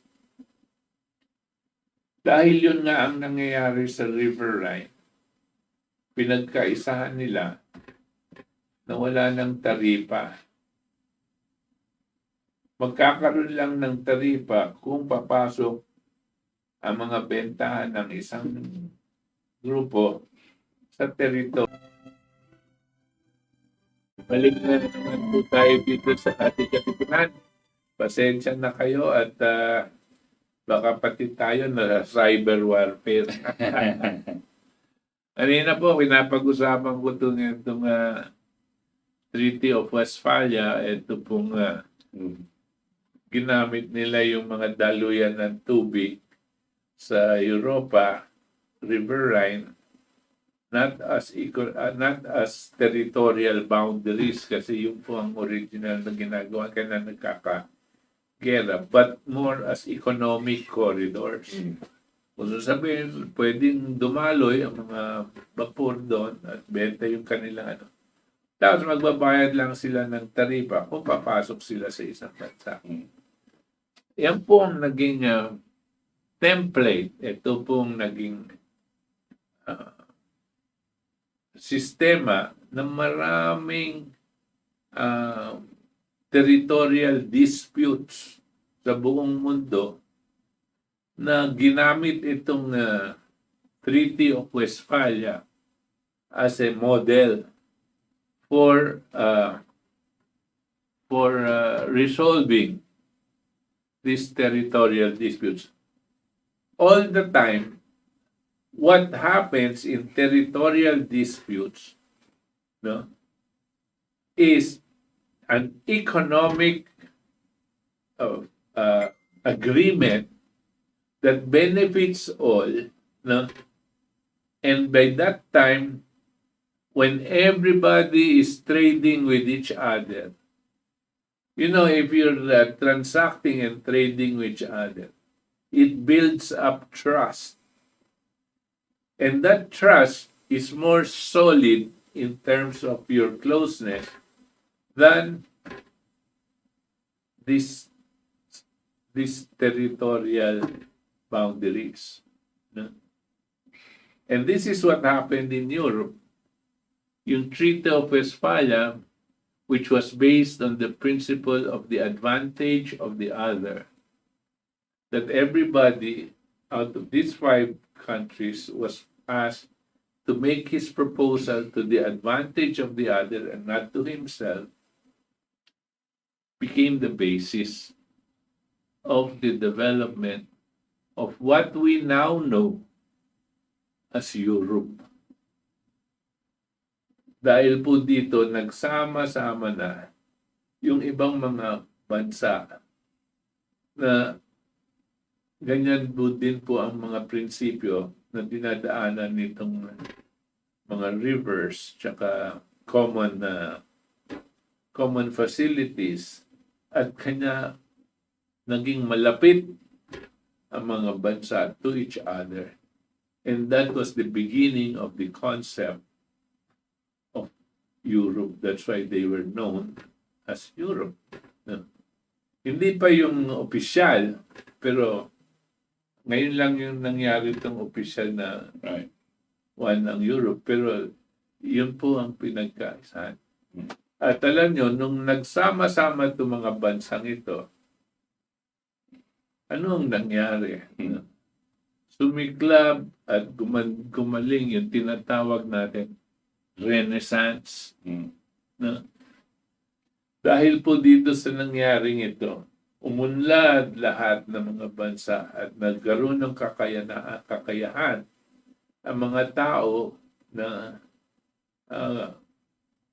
maging creative economically and in the arts, no? And philosophically then. So ito ang pag-uumpisa ng Renaissance period. At kung meron kayong naririnig na yung tinatawag na yung panahon sa Europe na umunlad, ito yun. That laid the basis for the growth. So, balik tayo dito sa China Sea. Wala pong original dito sa sinasabi namin. Sabi lang natin, magbigay tayo ng proposal for the advantage of the other. Ano ba yung advantage na gusto ng kano? O yan, freedom of navigation. No? Maski mga aircraft carrier, daan mo dyan kung gusto mo. Diba? At ihingin ba natin sa Amerikano yung, bigyan mo din kami ng advantage. Wala na silang kailangan ibigay sa atin kasi nasa atin na yun eh. No? Pag natuto sila dito, maglalagay tayo naman ng crack canal para hindi manatiling problema itong Malacca Straits. Pag may crack canal na, yun din ang advantage ng buong Southeast Asia. Tapos pag merong ganyan na, madali nang makipagnegosyo sa lahat ng ating karatig bayan. At kung gusto din ng Amerikano sumali, di pwede sumali. At pag nagkaroon ng ganitong klaseng economic development, this area, sigurado, mababawasan ang threat ng gera. Pero kailan pa yon? Gawin na natin sa lalong madaling panahon. Baka maunahan tayo ng gera. I just hope that we can do it before wars start, or else it will become useless. The thing is, what is sad is if we know that that has to be done and we don't even try. Pero I am almost sure that all of these presidentiables do not know and do not understand what has to be done. That's really sad. Do you know who would understand this? None other than the KDP candidate for president. None other than General Antonio Parlade, who understands this, has the intellectual capacity to absorb it, and the moral courage to lead and do what is right. He's the only one. But I think because he's the only one, the oligarchs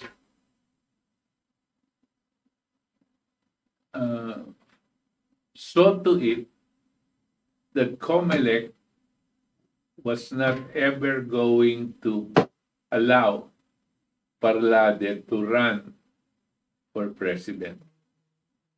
They saw to it that the issues that the media was focusing on was only on BBM's disqualification. In the meantime, the real travesty of justice is they ignored, COMELEC ignored all of the petitions of General Parlade to allow him to run for president under KDP. They ignored it. And yet, to my mind, he's the only real leader that our country needs right now. So we'll see what happens to our country. Okay. Okay? So yeah, we have about 9 minutes left. We will read our text messages coming in again, and hopefully some of them we can react to. We have time. Sige. Okay. Wait for Bear. All right, Consuelo Gomez Valdes. I'm watching to learn more. Eva Ozagal, watching from Isabela Region 2.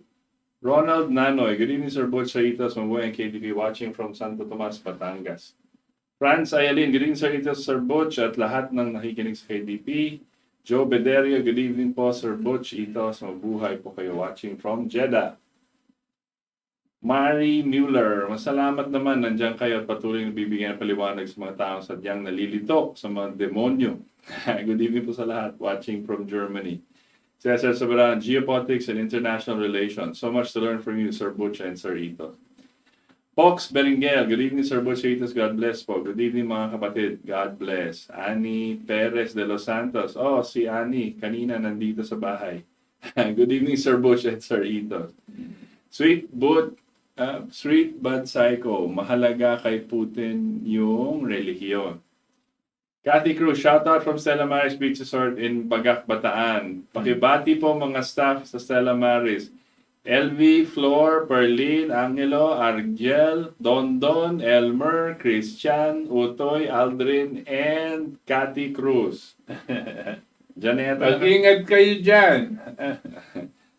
Jinky Bill, tama po kayo dyan. Watching from Germany din po. Napansin ko lang mga kapwa Pilipino natin ay nag-aaway na naman dito sa Facebook dahil sa mga nangyayari sa Russia at Ukraine. Samantalang tayong mismo dito sa Europa ay nag-oobserba at cool lang. Gino de la Concepcion, they installed Poroshenko. Yes. That's right. Just spitballing po. Is Putin invading or is he liberating occupied entrenched territory? How many US-funded biolabs in the area? Correct. Those are questions we addressed kanina, Gino. Gloria Berting Bondok, mabuhay ang KDP. Benjamin Gutierrez, ganda gabi Sir Ito, Sir Butch, mabuhay po kayo. Nagpapabati pala si Fabian Lamok ng Pasig. Pasig City. Magandang gabi sa iyo, Fabian Lamok. Good evening, Fabian. Zenea Arcilia, good evening, Prof. Butch Valdes and Sir Itos. God bless you both. Ira Mesor Anibol Silan, good evening po. Randy Castillo, Diego Garcia Island, Sir Butch. Yes, thank you.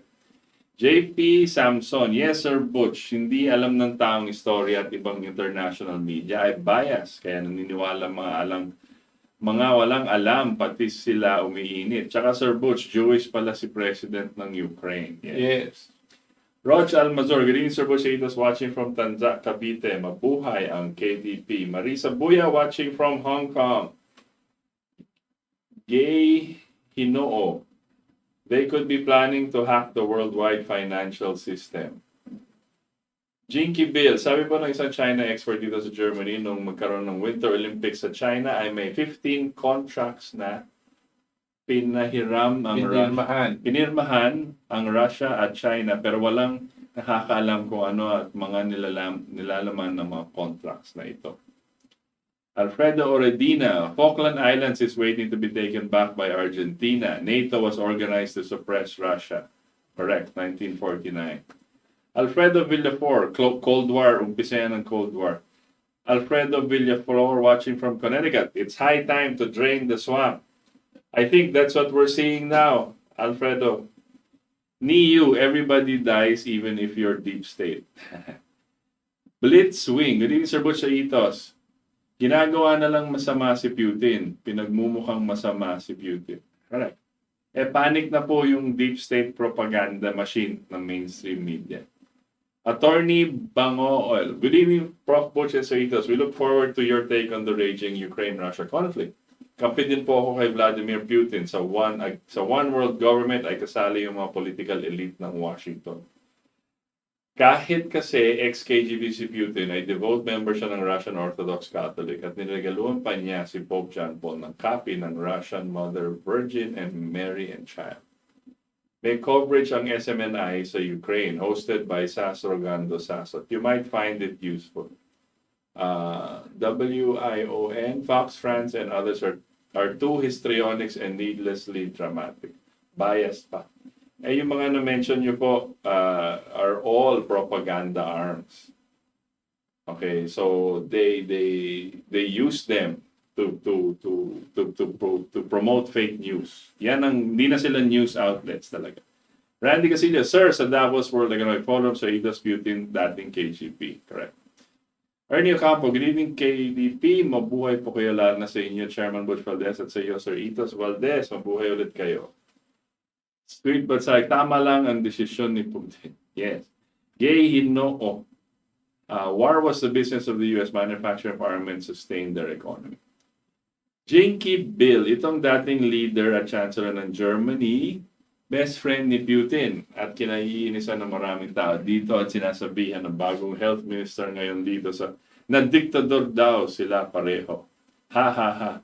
Pero para sa akin, siya ay diktador kasi hanggang ngayon push ng bakuna at ayaw mangyari ang Freedom Day sa March 20 at patuloy na nanakot na 10 years po daw itong COVID.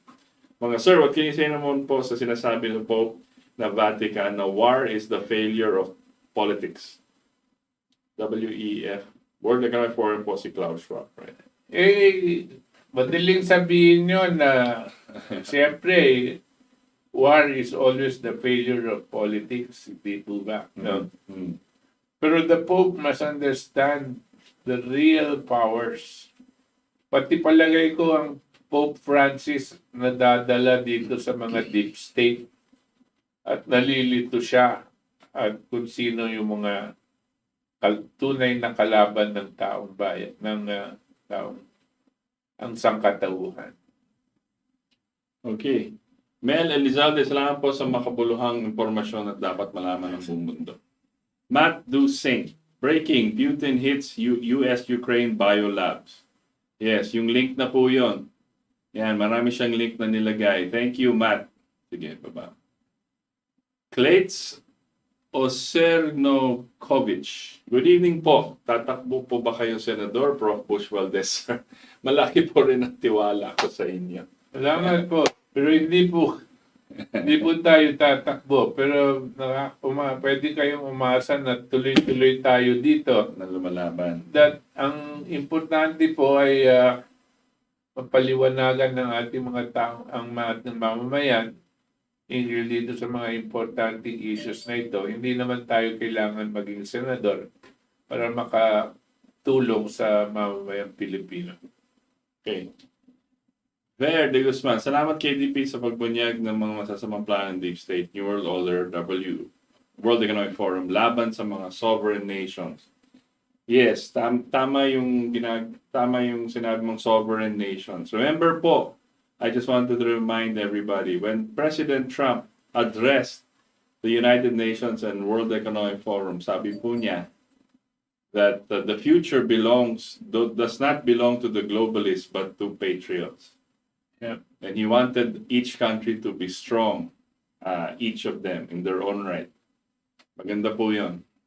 Alfredo Redina, a bit of Ukrainian history yan. May link siya. Randy Casillo, binanata na naman ni Trump yung mga deep state sa US nung nag-speech siya sa CPAC kanina sa Florida. Right. Matinik talaga si Putin. Inunahan niya ang mga deep state na sakop na nilang Chernobyl ng Russian army. Totally dependent sa Russia and Germany, lalo na sa natural gas. Winter naman ngayon. Correct. Mick Pebs the 13th. Napakatalino ni Putin at hindi madaldal. Ang mga kano, madaldal. Si Pinoy, madaming tangam bobo makakomento na napaka-gago daw ni Putin. Panay-nood lang kasi ng porn. Alam, yung pinuno ng Ukraine, pag nagsalita, parang lutang din. Parang kakambal ni Lenlen. Kung nakinig, dialogo siya kay Putin. Nakipag-dialogo siya kay Putin ng maayos sana, hindi walang ganyan. Kaso puppet siya ng West. Gusto niya din kumita kasi. Kaya nga po, bago nila banatan, sinasabihan muna nila ibaba ang armas. Kung hindi, bubombahin sila ng Russian army. Eusebio Mariano watching. Papa Will Vlog. Good evening, Sir Bocheritos. Mabuhay kayo. Mel Elizalde, saan po patungo ang mundo kung katotohanan ay laging natatakpan ng kasinungalingan? Patnubayan po tayo ng Diyos. Mabuhay po kayo ang tunay ng mata ng katotohanan. Jinky Bill, kaya pinayuhan po ako ng life and health coach ko dito sa Germany na huwag nang manood ng TV, lalo ng mga TV news at mainstream media. Very true po, 70% ng gas oil dito Germany ay dependent nga sa Russia. China is now the #1 trade partner in Germany, hindi na US po. Kaya naman pala. Ito lang idadagdag ko. Alam mo, Germany, kanya sila ngayon dependent sa Russia sa kanilang gas and oil. Kasi sinarado nila lahat ng kanilang nuclear power plants. No? Dahil dito sa mga environmental no? Yan ang nagiging problema ngayon ng mga ibang bansa, no? Sinarado nila ang kanilang mga Energy. Oil. nuclear energy, no?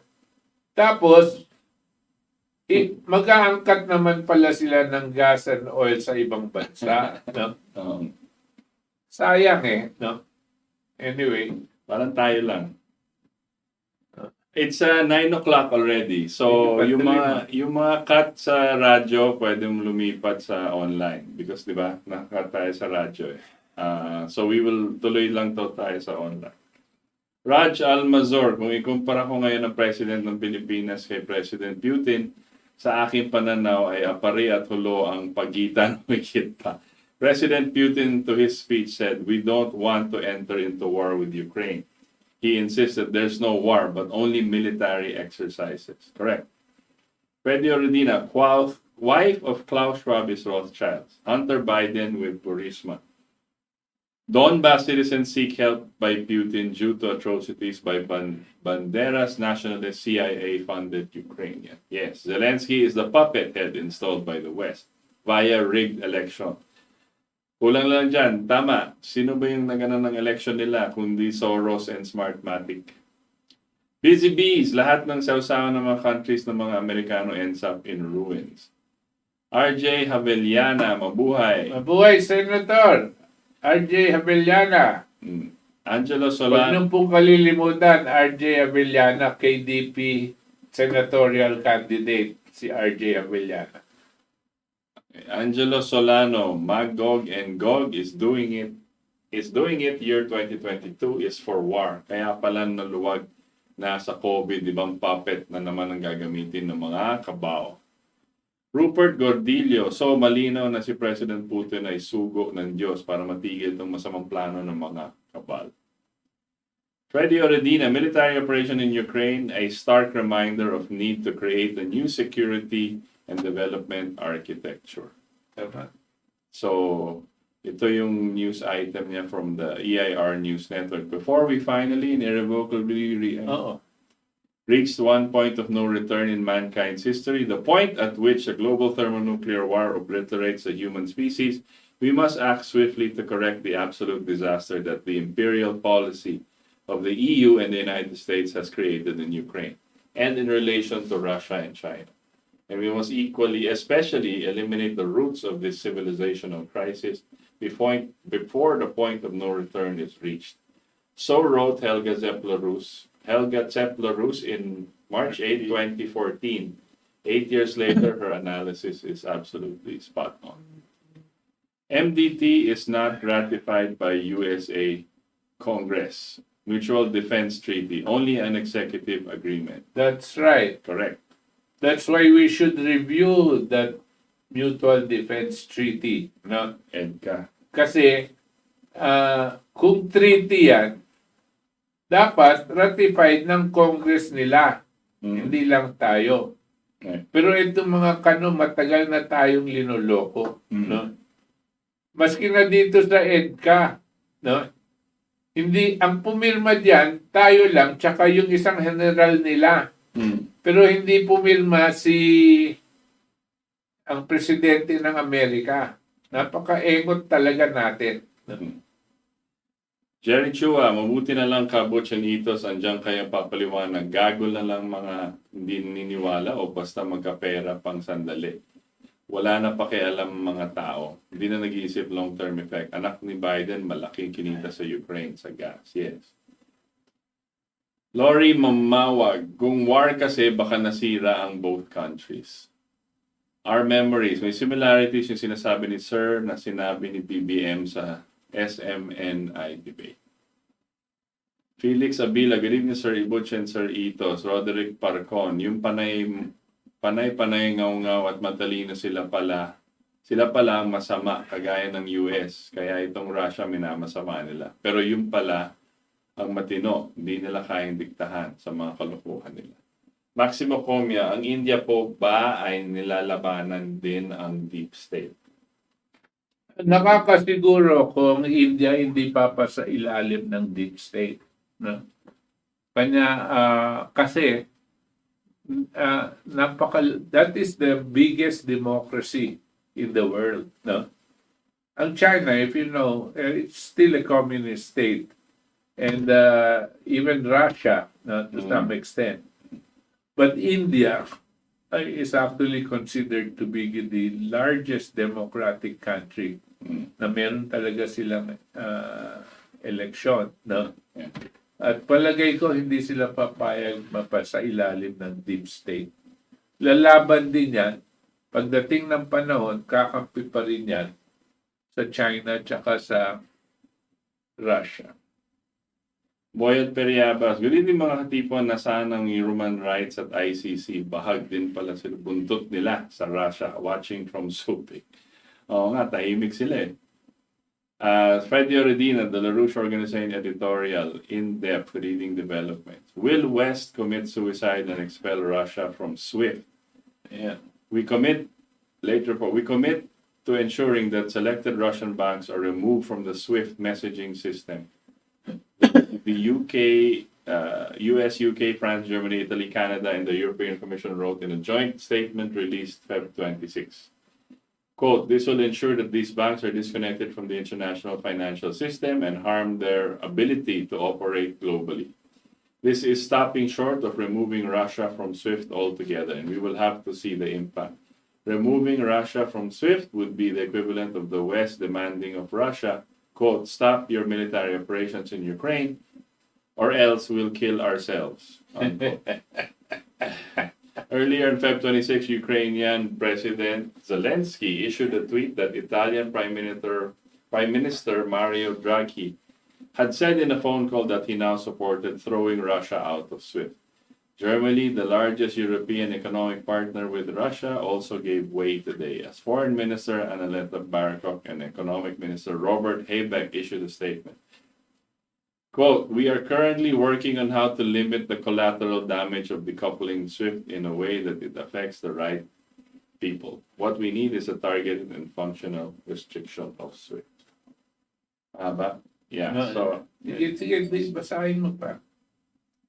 If this were to be fully implemented, all trade with Russia would likely stop, including 35 to 40% of Europe's oil and gas, which comes from Russia. Energy prices are already in a hyperinflation spiral due to the printing of trillions of dollars to bail out the Western banks. Together with the insane Green New Deal's elimination of most investments into fossil fuels, Russia is also a major supplier of food, which is also seeing huge inflation. Ending trade with Russia would be a death sentence for the world financial and economic system. While Russia and China, which are fully collaborating in real development and have the support of nearly 150 nations which have joined the Belt and Road Initiative, would likely be less impacted than Western Europe, of course. If the West chooses war with nuclear powers, the world won't need gas or food. Okay. Naintindihan niyo po ba yung sinabi doon? Yung SWIFT, SWIFT, is a financial system that was created so that there is yung banking transactions, mga interbank transactions, diyan dumadaan, itong sistemang yan. Ang sabi ng Amerika, tsaka nitong mga UK, tatanggalin daw nila yung mga bangko ng Russia dito sa SWIFT system. Alam niyo po, yung SWIFT system na banking na sistema ng mga transaksyon ng mga bangko ay hindi ang tatamaan daw diyan ay hindi yung Russia, kasi yung Russia at China meron na silang pag-uusap sa nasa kanilang sistema. Yung sistemang etong currency ng Russia recognized by China, ang currency ng China recognized by Russia. Ngayon, ang SWIFT system, they all operate on the US dollar, no? As an international currency. And the US dollar is actually imploding, no? At nasisira. So sabi niya, kung tatanggalin mo pa itong mga bansang productive at nagpapaandar ng commerce, no? Dahil sa kanilang production sa langis, sa natural gas, tsaka sa wheat and all of that, ang tatamaan, ang mismong mga ah, bansang Russia, bansang Amerika. Ang Amerika bumibili ng I think about $400 billion of oil from Russia now. So gusto sabihin hindi sila makakabili. Saan pupunta ngayon yung kanilang tataas ang halaga ng gasolina ng Amerika at puputok ang ekonomiya ng Amerika dahil hindi kakayanin ng mga tao, no? Ito yung mga ganitong klaseng sanctions ang pwedeng sumira sa buong Western world. Now, buti na lang ang sinasabi natin na meron Belt and Road Initiative na inumpisahan ng China, ng Russia at mga iba pang mga bansa. 150 countries are already signed up there. Yung Belt and Road Initiative may be the basis of creating a better economic order. Not the economic order that has been set up by the West using the SWIFT system. So let's think about that and try to understand it. Alam ko medyo heavy ng konti, pero isipin nyo mabuti yan. Okay. Fernando Rosales, present. I'll go. I was for Parlade president, while Sara Duty as vice president. I was for Parlade for president, while Sara Duterte as for vice president. Jose Palmares, good evening KDP, Sir Itos at Sir Butch. Cecilia Layugan, good evening po Sir Butch, watching from Bright Homes, kay Pombo. Dark Knight, go, go, go, Comrade Putin against Deep State, destroy the biolabs in Ukraine, Slava Russia. Rose Rioleda, good evening po mga attorney Valdes, salamat po na natuto mo kami. Listen from radio, mga sirs, mabuhay ang KDP, kampi din ako kay Putin. Benvenido Jr. Tan, mabuhay Chairman Butch Valdes, mabuhay Itos Valdes, mabuhay General Antonio Parlade, 2022 KDP Presidential Candidate. Floor Chris, I'm with Putin, very good leader. One country versus US, UK, EU, NATO, and UN. Mga diktador, if Satan will fly, end of the world. Freddy Oredina, there is no IMF World Bank connected central bank in Russia, China, Iran. Christopher Cruz, na biktima ang Russia ng shock therapy during Yeltsin era, di agad nakita ng Russia ang palokohan ng oligarch. Okay. Okay, hanggang dyan na lang po tayo. Kung lalabas, ito po ang ating tangalan po ng ating mga katipon dito sa ating katipunan at sa magagaling na staff ng DZXL Radio Mo Nationwide. Kami po ay pansamantalang nagpapaalam at nagpapasalamat na sinamahan nyo kami ngayon ang ora de peligro ng ating bayan at ng buong mundo. Dito po sa ating katipunan. Hanggang sa linggo pong muli, mga katipon, 7 to 9 p.m. Magandang gabi po sa inyo.